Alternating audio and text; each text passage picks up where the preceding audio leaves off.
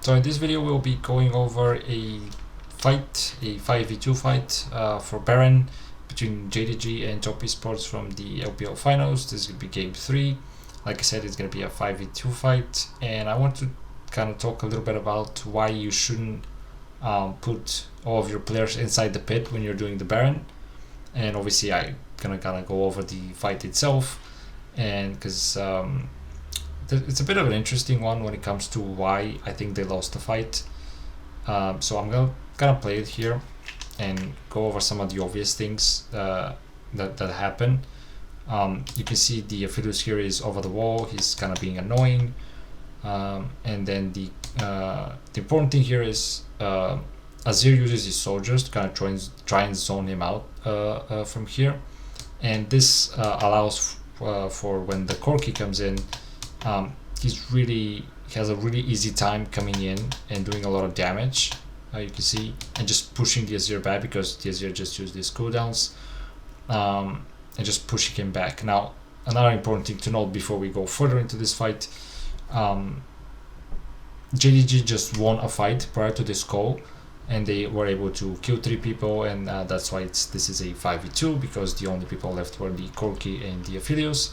The Brom here is alive, but he was just spawning and he's still coming from base, so he's not a factor in this fight. But the important thing, like I said, JDG did win a fight, but they also used all of their summoners and all of their ultimates, and with the exception of the Azir, who has his flash and his ultimate. All of his other teammates don't have any summoners or their ultimates. So on the other hand, the Corki and the Aphelios both have their flash, their ultimates, and Corki also has the package, which is a really powerful tool around Baron. So realistically, even though it's a 5v2, Top Esports technically have more tools to actually play this fight, and that's pretty important. And I think that put things in perspective here. And so, like I said, like we were talking about, the Corki is able to just come in and do a lot of damage for pretty much for free, and really just push, JDG here back into a corner, inside the pit. So the Baron is also doing damage to them, and he's still able to kind of do damage and just back off without, much threat onto him. Then the Aphelios comes in. He does miss his ultimate, but that doesn't end up being a big factor. The Corki here is going to use his package, and he's going to go across like this, which is actually really good in this situation, because what he does is he actually splits the fight. He doesn't actually split the fight, but he puts a barrier between the JDG players and Aphelios. So I don't know if he does it intentionally or he's just kind of aiming for this area. That's a bit more likely, I think, around the Renekton and around the Misfortune. But he does, whether on purpose or not, kind of create this barrier for the Aphelios. And you can see the Azir is going to come in here. He's going to go through the package here. So he's going to burn a little bit. He follows here the flash from the Aphelios. And he barely misses his ultimate, which is obviously pretty bad for him. But I do think that even if he hit this ultimate, I still think this wouldn't have ended that good for JDG, considering they were it's a 5v2 fight. But anyway, he does miss the ultimate. The Corki, like I said, this is the package here. You can't really see it very well, but this is the package. Misfortune is trapped here between the package and the wall and the Baron, and so she's gonna die just to the package, and the Baron, I think, is gonna finish her off, and Corki does throw some abilities over the wall. Aphelios here is able to just kind of kill the 2 members here and the Yuumi.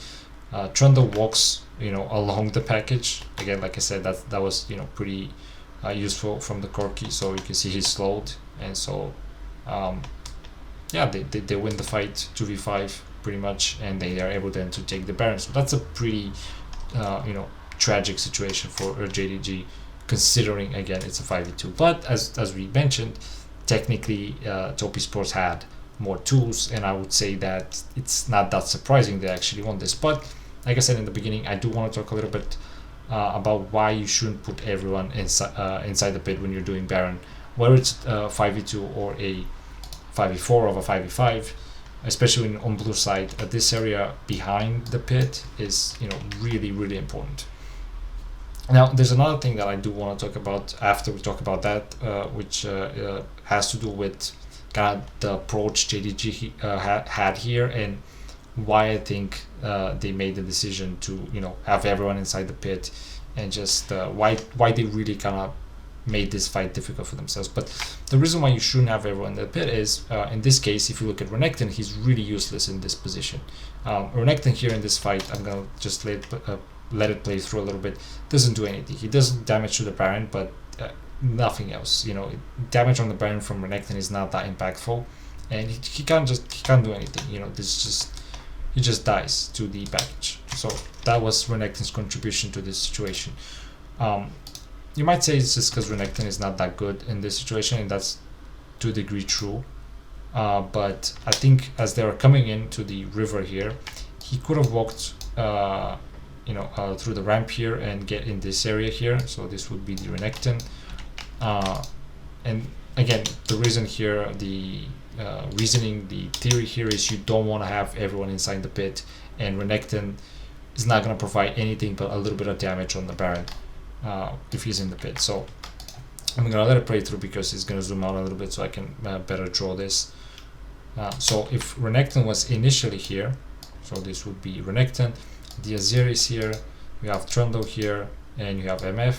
Obviously you do want to have some tankiness in the Baron, but in this case they have the Trundle, they have the Yuumi there with the heal, so I don't think it's an issue. You would have the Aphelios here, right? This is earlier, we kind of let it play through so we can zoom out. You have the Aphelios here initially, and he was kind of being annoying over the wall.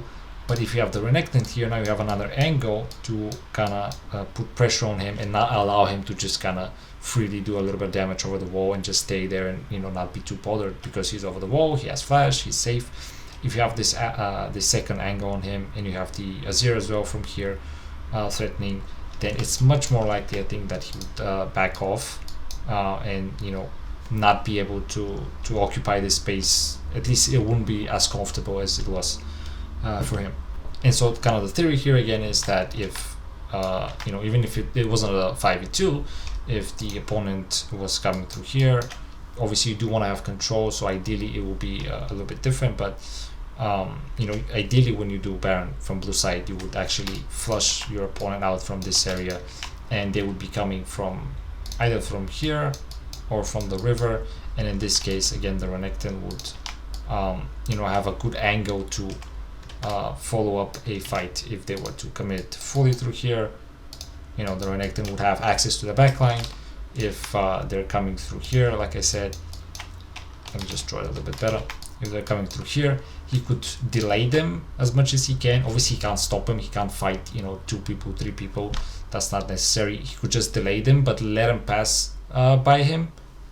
If he can just kind of dissuade them from walking into here behind the pit, that's good enough, and I think for most cases he would be able to do that. And so if he lets them, delays them as much as he can, and then lets them pass, lets them pass, again you get the same situation, then he would have again access.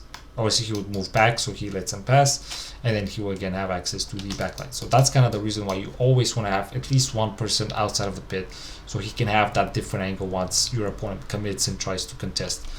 Back to this situation, we talked about the Aphelios. Now if we the Aphelios was here earlier, right? So ideally when this time comes, we would have pushed the Azir, the Aphelios in this area or somewhere there, so he would be a little bit further back, and that's kind of time. And time is really important in team fights. You don't have much of it, so if you push him back, if you get a few seconds off his time, then that's a little bit easier for you. And now the Corki would come in, and now if the Corki comes in like this again, then you have the Renekton can kind of box him in and put the Corki in a more difficult spot as well. And I'm not saying that this would have won them the fight for sure, maybe, but it's still a really hard fight considering again the amount of tools that JDG has compared to the amount of tools that Corki and Aphelios have in this situation.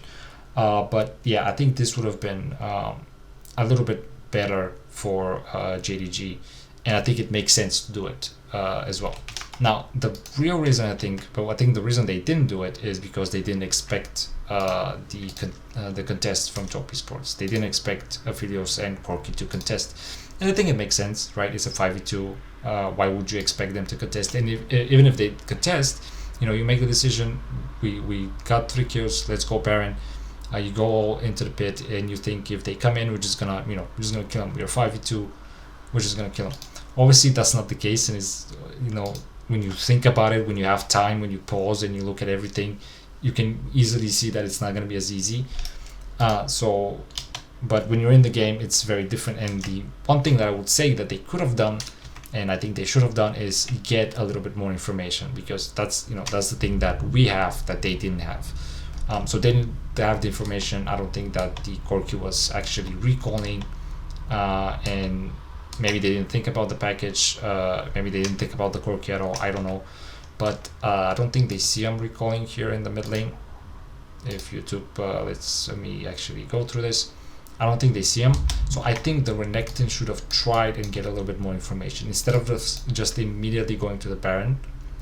He's not gonna be the one, starting the Baron, or if he starts it, if he's there a few seconds earlier, it's not like it's gonna make that much of a difference in this situation. He needs the rest of his team to come in anyway, so he's not delaying the Baron. So if he just walks in here just to get information on their positioning, on what they're gonna do, obviously be careful not to get killed. He doesn't have flash. Maybe disrupt the recall here. They should know that Corki has teleport, has the package, and how much the package can be an issue for them inside the pit. So if he can disrupt this recall and maybe just stop him from from recalling at all, then he doesn't get the package, and it's a completely different fight. If he again just gets this information, maybe just even stops them from stop the Aphelios from coming into here, that's a different fight. It's again, I think they could have gotten the information. I understand why when they don't have the information, they kind of make the play the way they did it. But I think they could have gotten this information. So I'm gonna leave it at this. Thanks for watching, and let me know what you think.